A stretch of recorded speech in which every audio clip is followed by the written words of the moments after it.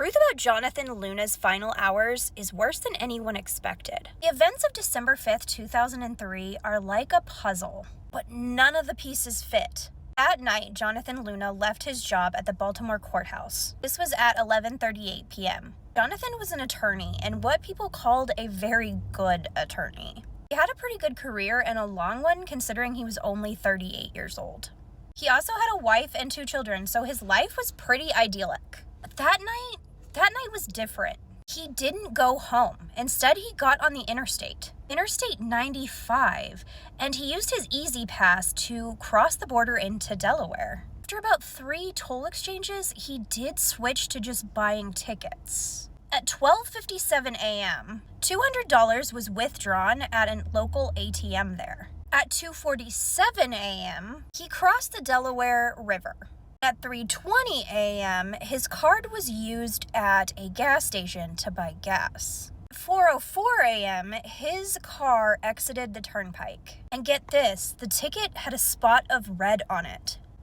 And his car was parked behind a well drilling company. At 5 a.m., the first employee arrived at this well drilling company. And at 5:30, Jonathan's car was spotted. Its lights were off and the front end of the car was into the creek. Red was smeared all over the front of the car and the left side. Jonathan was face down underneath the car. He was wearing a suit and an overcoat and had his ID badge still around his neck.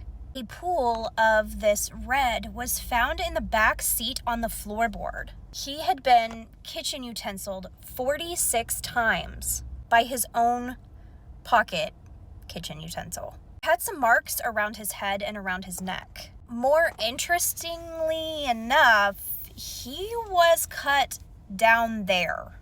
And it wasn't a clean cut. It was as if someone was working on it, they said. Ugh.